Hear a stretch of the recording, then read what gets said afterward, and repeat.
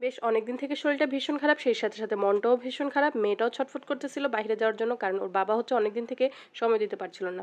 তো গত শনিবারে মাগরিবের নামাজ পড়ে এসে আলিজের বাবা বলতেছিল চলো বাইরে থেকে হেঁটে আসি কোথাও থেকে।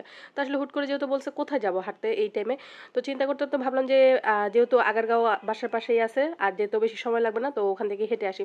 তো যেভাবে সেই কাজ, হঠাৎ করে চলে গেলাম আমরা আগারগাঁওয়ে। যেহেতু মাগরিবের নামাজে পড়ে গেলাম, আলিজার বাবা বলতেছিল চলো আগে কিছু খেয়ে নিই, তারপরে হচ্ছে গিয়ে আমরা হাঁটাহাঁটি করবো নি। যেহেতু ওখানে আসলে হাঁটাহাঁটি করা ছাড়া, দেখা ছাড়া আর কোনো উপায় নেই, কারণ ওখানে স্ট্রিটের মধ্যে যে স্ট্রিট শপগুলো আছে ওখানে ভালো ভালো জিনিস পাওয়া যায়। তো আলিজার বাবা বলতেছিল চলো আগে খেয়ে তারপর হচ্ছে আমরা যাওয়ার সময় ওগুলো দেখবো নি।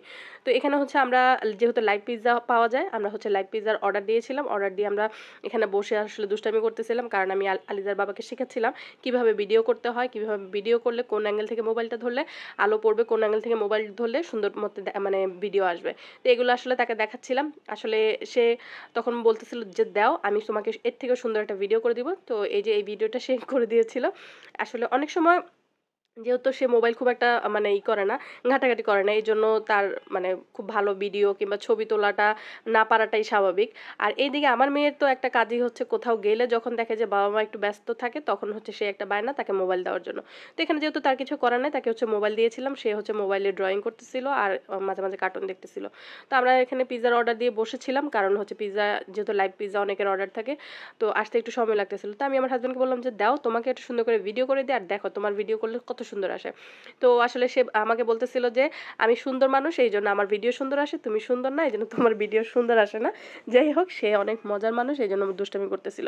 তো আমাদের হচ্ছে এখানে পিৎজা চলে আসছিল, দুইটা ফ্লেভারের পিৎজা। যেহেতু আমরা মানুষ হচ্ছে আড়াইজন, আড়াইজন মানে হচ্ছে আমরা পুরোপুরি দুইজন, আর আমার মেয়ে একজন, ও তো খুব একটা বেশি খাবে না। তো যাই হোক, আমরা 8 ইঞ্চির দুইটা পিৎজা অর্ডার দিয়েছিলাম। তো এইদিকে হচ্ছে আমাদের মামের পিৎজা খুব ভালো লাগলেও আমার হাজব্যান্ডের কিন্তু পিৎজা একদমই পছন্দ না। সে পিৎজা খায় শুধুমাত্র আমাদের মামের চাপে পড়ে।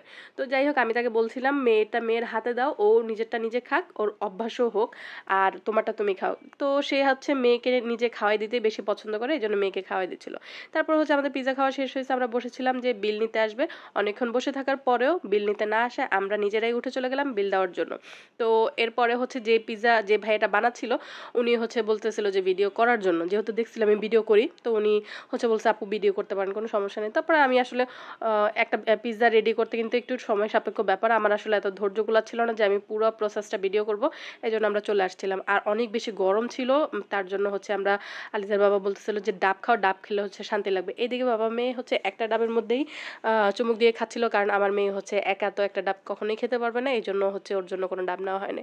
তো এরপরে হচ্ছে আমিও ডাব খাচ্ছিলাম, আর যেহেতু শরীরটা খুব একটা ভালো না, আমি কোনো মতে একটা হিজাব পেঁচাইয়া বাসা থেকে বের হয়ে চলে আসছিলাম, কারণ আসলে আমার শরীরটা খুব একটা ভালো যাচ্ছে না ইদানিং। এরপরে ওই যে আমার কন্যা হচ্ছে একটু রোবট স্টাইলে হাঁটার চেষ্টা করছিল, আমরা হচ্ছে দাঁড়ায়েছিলাম। এরপরে ডাব খাওয়ার শেষে ডাবের ভিতরে যে নরম শ্বাসটা থাকে, এটা হচ্ছে আমার মেয়ে খুব বেশি পছন্দ করে। সে ডাবের পানি খায় না, কিন্তু ডাবের ভিতরের এই শ্বাসটা তার খুব বেশি পছন্দ।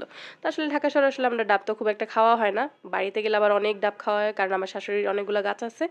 এরপরে হচ্ছে আমরা এই দিকটা একটু দেখতে চাচ্ছিলাম। তো দুই একটা দোকান ঘোরার পরে দেখলাম যে হঠাৎ করে বৃষ্টি পড়তেছে। তারপরেই আলিজার বাবাকে বললাম যে চলো বাসায় চলে যাই, কারণ হচ্ছে যেহেতু সাথে বাচ্চা আছে, বৃষ্টি হুট করে যদি জোরে চলে আসে তখন হচ্ছে আমরা আসলে কোথায় দাঁড়াবো, এখানে তো দাঁড়ানোর মতো কোনো জায়গা নেই।